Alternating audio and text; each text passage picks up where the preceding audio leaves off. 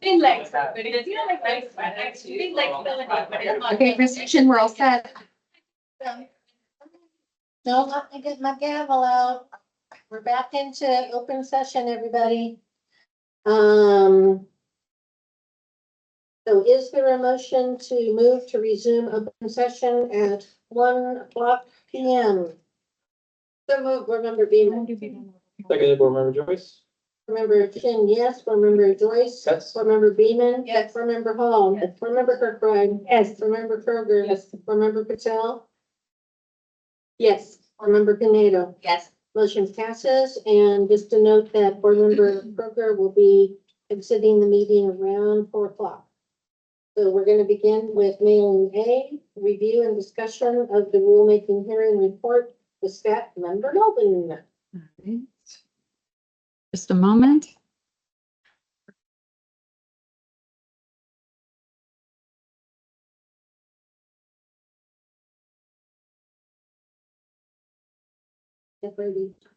Find it. Right there, I couldn't find it.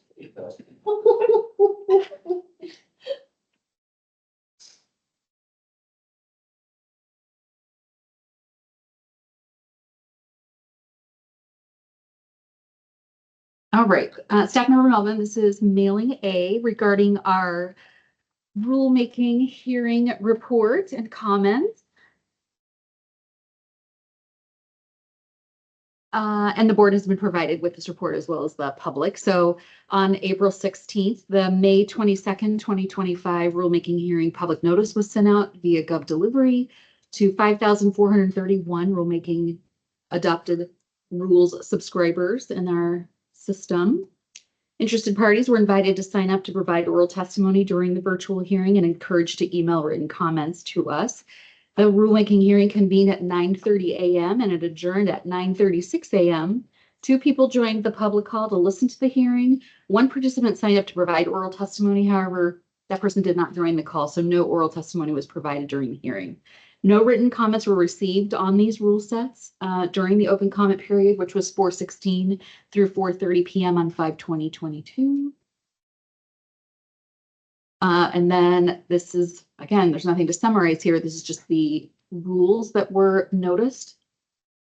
So back to you, Board Chin.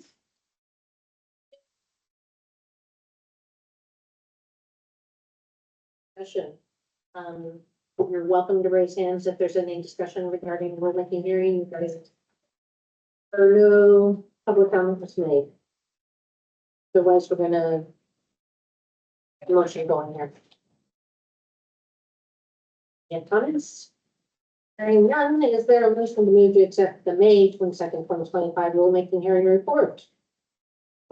So moved, board member Beaman. Second, board member Pinello. Board member Chin, yes. Board member Joyce. Yes. Board member Beaman. Yes. Board member Hall. Yes. Board member Kirkbride. Yes. Board member Kroger. Yes. Board member Patel. Yes. Board member Pinedo. Yes. Motion passes unanimously. We will now review and discuss permanent adoption of rules, protocols, starting with staff member Melvin. Mailing B. Thank you, staff member Melvin again. And what we are looking at, the board will consider today permanently adopting this set of rules that went through the rulemaking hearing. So this is for Division 115 for pharmacists for the protocol compendium.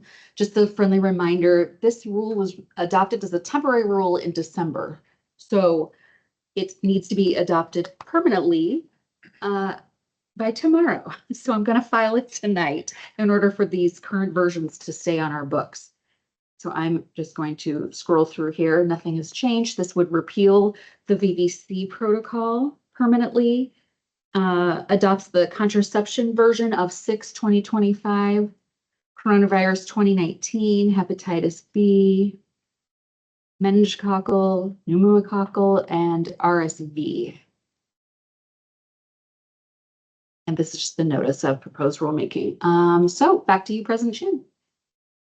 Thank you very much. So we've already looked at this. This is a temporary rule we put forth, and now we need to send it again for permanent rulemaking. Any discussion? Hearing none. Is there a motion to move to adopt the proposed rule OAR 855-115-035 to be effective upon filing? So moved, Board Member Beeman. Seconded, Board Member Joyce. Board Member Chin, yes. Board Member Joyce? Yes. Board Member Beeman? Yes. Board Member Hall? Yes. Board Member Kirkbride? Yes. Board Member Kroger? Yes. Board Member Patel? Opposed? Board Member Prenatal? Yes. Motion carries with Board Member Patel opposed. Now we will continue mailing B1 to step number 11. All right. Moment.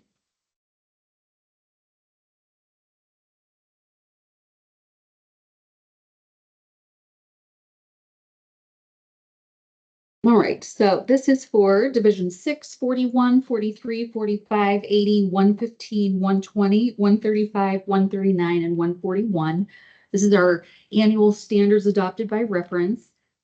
When filing this rule set, I discovered that we presented a few rules during the April board meeting that didn't have amendments to be filed. So for the record, OAR 855-045-0200, paren 3, little b, and OAR 855-045-0205, paren 1 and 2, and OAR 855-135-0001, paren 1, little a, little b, were motioned, but they did not have proposed revisions, so they weren't filed for hearing. I don't know if it's necessary for me to scroll through this entire rule set. I'm just going to turn it back to you, for President, for discussion. Basically, we just need.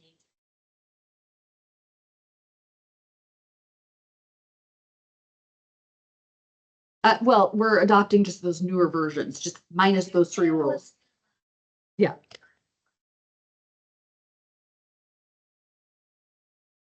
Anybody have a question? That very much.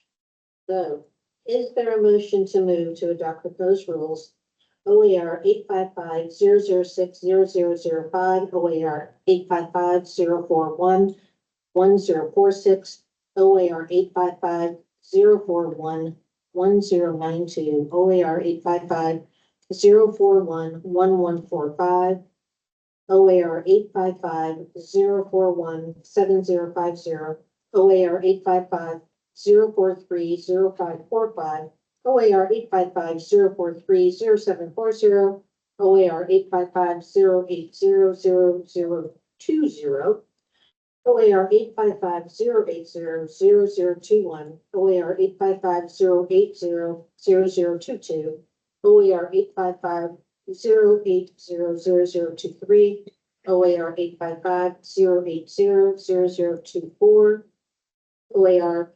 855-080-0026, OAR 855-080-0028, OAR 855-080-0031, OAR 855-080-0065, OAR 855-080-0070, OAR 855-080-0075, OAR 855-080-0085, OAR 855-115-0125, OAR 855-120-0005, OAR 855-139-0145, OAR 855-139-0345, OAR 855-139-0460, and OAR 855-141-0350. Oh, President Chin, there was an error. Which one? 855-139-0350. Last one? The one. No, you have a 139-0350. I think you said 045. So if you could just start at 855-139-0350, that'd be fine. OAR 855-139-0350, OAR 855-139-0460, and OAR 855-141-0350 to be effective upon filing. So moved, Board Member Beeman. Okay, Seconded, Board Member Joyce. thank you. Board President Chin, yes. Board President, Vice President Joyce. Yes. Board Member Beeman. Yes. Board Member Hall. Yes. Board Member Kirkbride. Board Member Kroger. Yes. Board Member Patel. Yes. Board Member Pineda. Yes. Motion passes. Thank you. We will now receive an update from Executive Director Runyon regarding rules and development. Executive Director Runyon. Our weekly rules group meets mostly weekly, depending on availability. And the majority of the rules that we've been working on as of late actually made it to this board meeting, with the residual likely to make it to the August board meeting. Our weekly rules group is led by myself and also includes Licensing Director Hennigan, Policy Analyst Melvin, Chief Compliance Officer Ball, Compliance Officer Lee, Compliance Officer Richmond, and Compliance Director Efremoff. To ensure efficient processes and the best utilization of staff resources, not all members attend all of these meetings. Staff met on 4/30, 5/8, and 5/14/2025. We discussed vaccine delegated authority rules, rules for universal protocols, vaccine protocols, compounding rules, and fee increase rules. And again, most of these made it to this board meeting, with the remainder headed to the August meeting, in all likelihood. And then we have the recommended prioritization list. And I think this is current as of the voting in the April meeting. Just for reference as a visual aid to contextualize what I just spoke up to. And then from here on out, starting next week, we'll reassess priorities to continue working on rule revisions in the most prudent manner. And President Chan, I'll turn it over to you. So, Board Member Kirkbride. Board Member Kirkbride, I would like to add something to the priority list. So that's something that we do now, or is that something that we do on Friday? Staff Member Melvin, I believe this is an open for discussion right now, and the board would have to motion on this again to amend this version, but we could add it to the list on Friday and then try to bring it back to the August meeting if we have others that feel the same way. Right, so at the end of the board meeting, when you provide suggestions for a future agenda.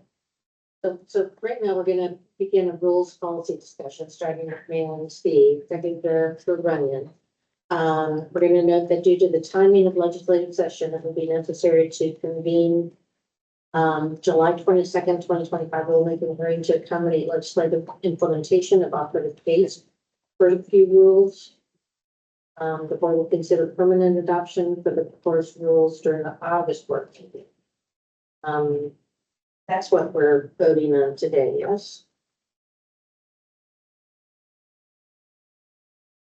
Yes, this is, the board's going to consider the next set of rules in the C category Okay. to send to this July rulemaking hearing. Voting. Executive Director Runyon, just the rules and development, that's just a discussion point. But to add something to this, we typically would do that on Friday when we have things that we list on, I'm just asking if that was the process that we had agreed on. Mhm. Does that sound good? Okay, Amy? Okay. Any other comments on the rules in development presented by Executive Director Rennie? Reading none, now we'll move on to what I just said. So there's a rulemaking policy discussion items. Division 110 license and registrant fee increase.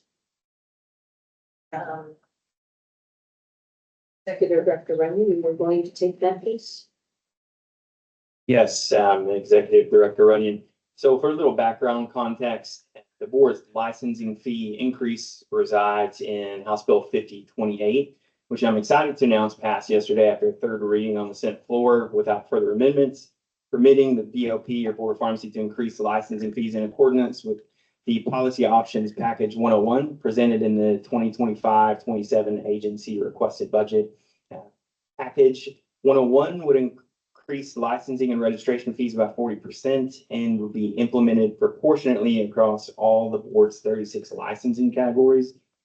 With this fee increase, the cost of a two-year pharmacist license, for example, would increase from $250 to $350, and a 2-year certified pharmacy technician license would increase from $100 to $140. The most common drug outlet registration is for certain non-prescription drug outlets. Under this proposal, fees for this registration type would increase from $75 to $105.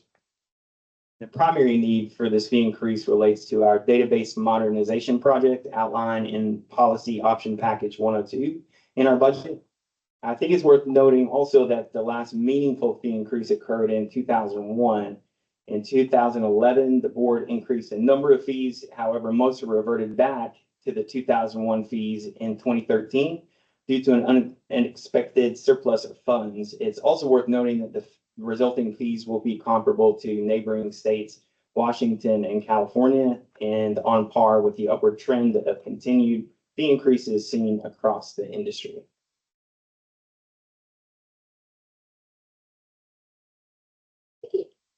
We're gonna So, review every that's rule. a big win for us to get legislative approval. That was probably the biggest, budget package that the legislature saw this term. And, I'm really proud of our executive director and any other staff who accompanied him on the mission to do the legislative talks and subcommittee talks and getting this moved through. That will keep us financially viable, in the future, which would be a good idea. Does anybody have any discussion regarding the licensee and registrant fee increase that has passed? That we need to amend our rules for Right. in being C. Board Member Joyce, so the fee schedule is on the list for discussion, I believe.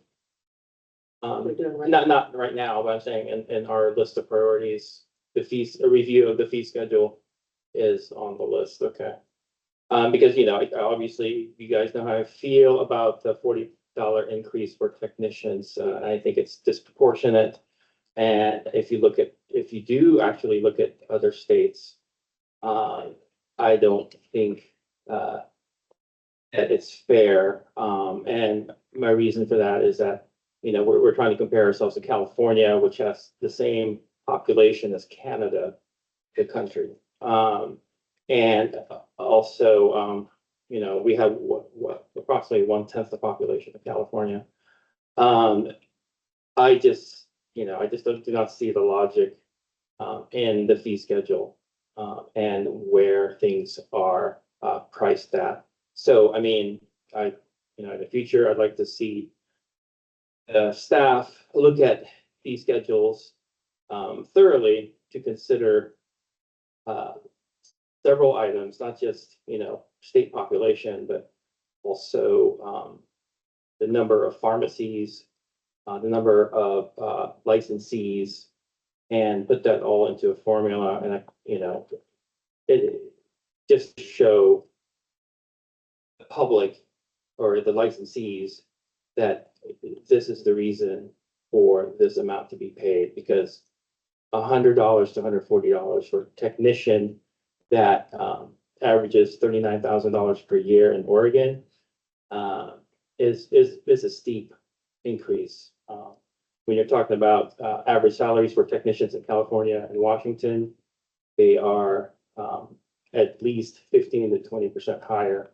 And you're asking Oregon techs that don't need to be CPHD to be paying $140 for renewal. So those are my comments. So, I mean, I don't agree with this fee increase for technicians.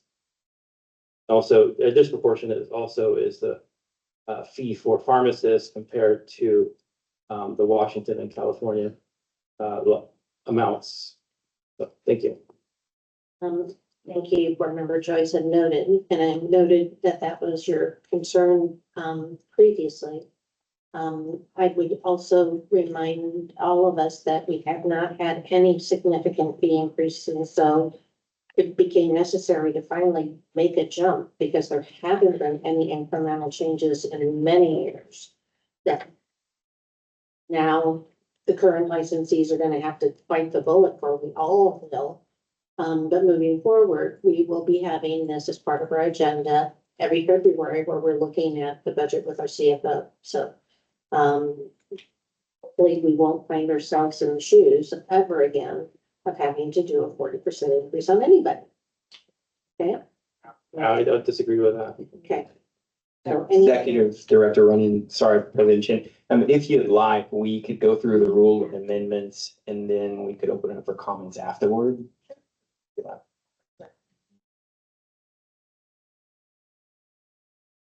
And we're gonna send this to rulemaking, so we're not adopting anything today. Several changes below, as well as the new section 110.0006 were made to differentiate between monies paid to the board and those paid to NABP. Board Counsel Hunt could speak more to that, if need be. Otherwise, most all residual changes you'll see highlighted here in yellow were simple updates to licensing fees to reflect the approved 40% fee increase. Just to note also, the governor still has to sign the bill for it to be active. And that's the new section here to kind of parse out the money that actually goes to NABP.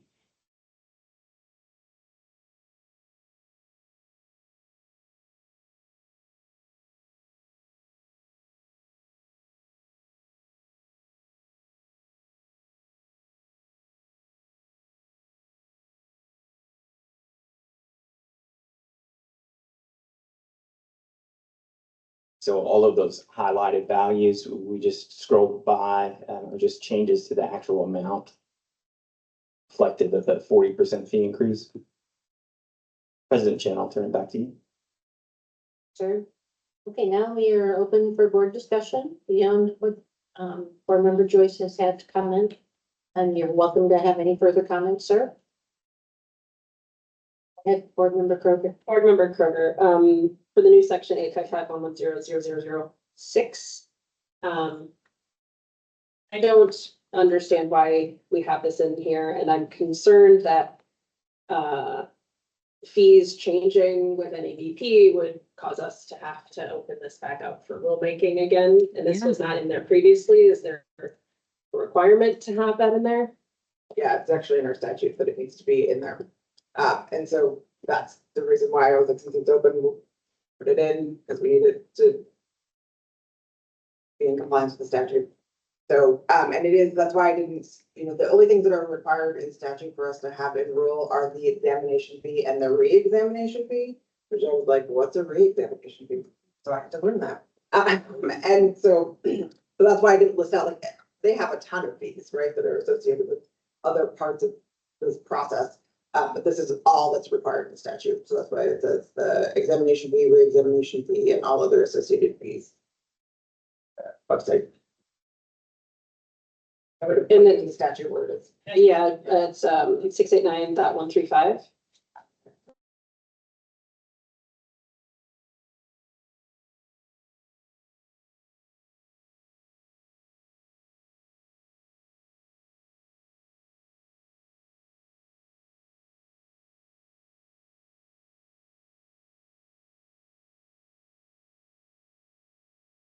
So 1 through 5, yep, the board shall determine within 30 days prior to the beginning of each state fiscal year, the fees to be collected for examinations and re-examinations. So my question on that is the board does not collect those fees, correct? NABP does? Right, but the board shall determine.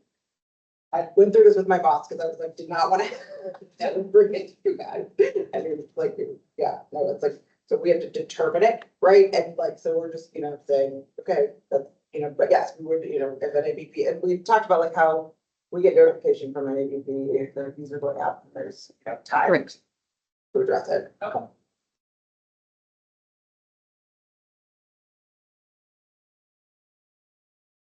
On the statute, it said that it needs to be reviewed annually, you said? Yeah, so this is actually something that, it's 30 days, so that's what this would be, the June meeting, because generally 30 days before. So we're gonna add that to our board business meeting in June agendas. Okay, just making sure that it says in statute that we need to do it, that we've added it to next June's. Any other comments or questions?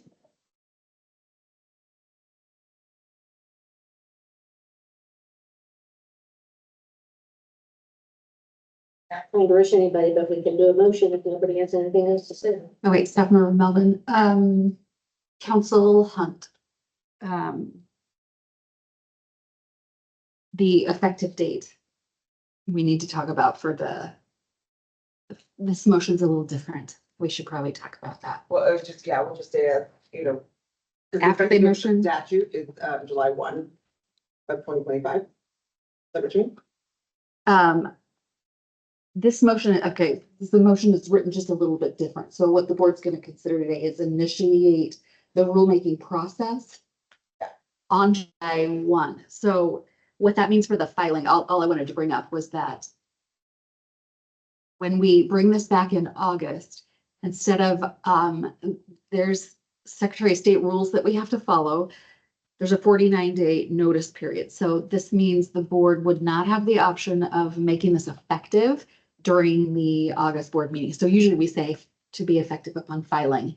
So what you're going to see in my summary when we file these, it will need to be effective after August 18th. And the board will be able to choose the effective date. And we'll discuss that in August. I just wanted to let everyone know that.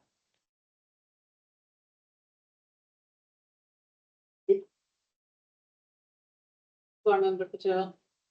So what was did we increase the licensing fee for every licensee, like wholesaler? Remote dispensing site and everything? What was the wholesaler licensing fee was before? The 752, now it increased down 35? I couldn't make it. No, I can't, not when it's a team. It's on our website. So. How much percentage did we increase? Pretty sure. It's all 40%, yeah, across the board.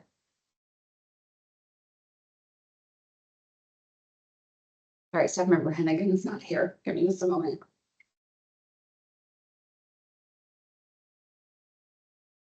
Executive director running, it looks like wholesaler, for example, increased from $525 to $735. Again, it's 40% across the board, across the 36 licensing types. Thank you.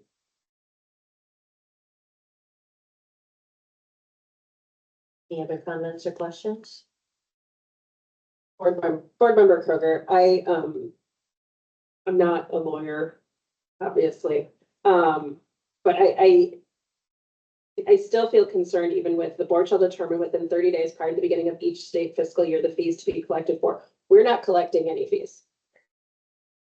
But that's not saying that the board is collecting that fee, it's saying fees generally to be collected for. And so we have to have it as well. This is Board Member Chen. I understand what your thinking process is, Board Member Kroger. If it's not coming to us, how is it a fee that we have to put in here? But This statute is really old, and I'm guessing maybe back then the board was administering the exam. And so that's when it was written, is why.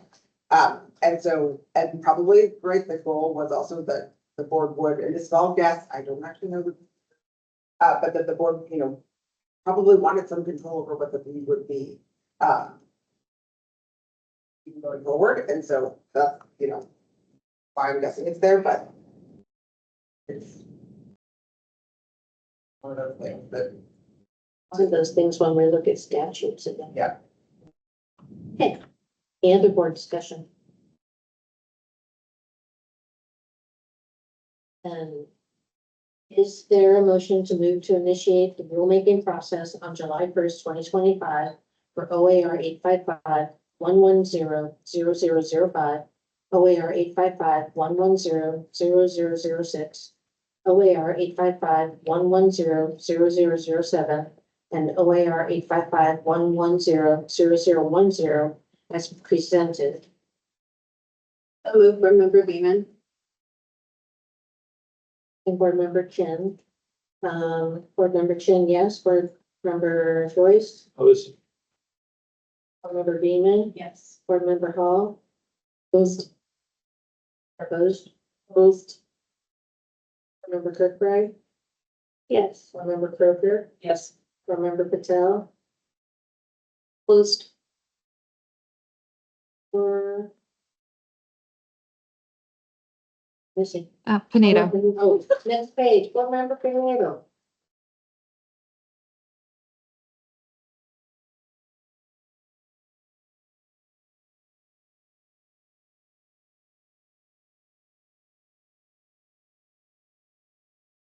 Remember Pinedo?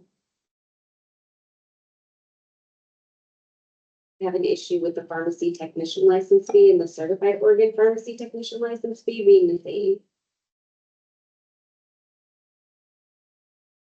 They should not be the same license. Even in Washington, the pharmacy assistant is different than a certified pharmacy technician. Yes, Board Member Kroger. Oh, never mind, there's a motion to take.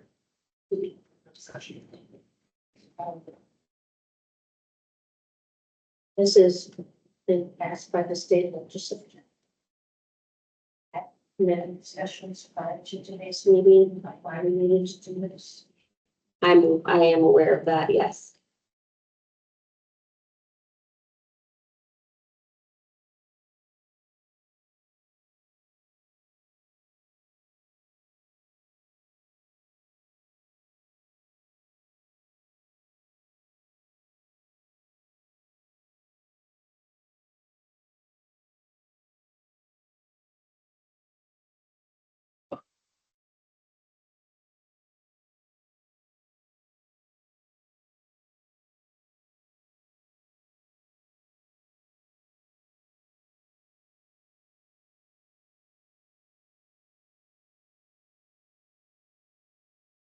I'm opposed.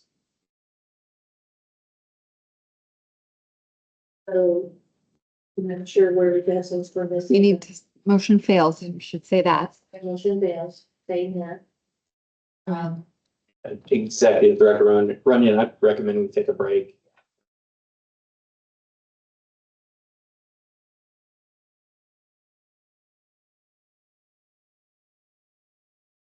10 to 15 minutes. 15-minute break.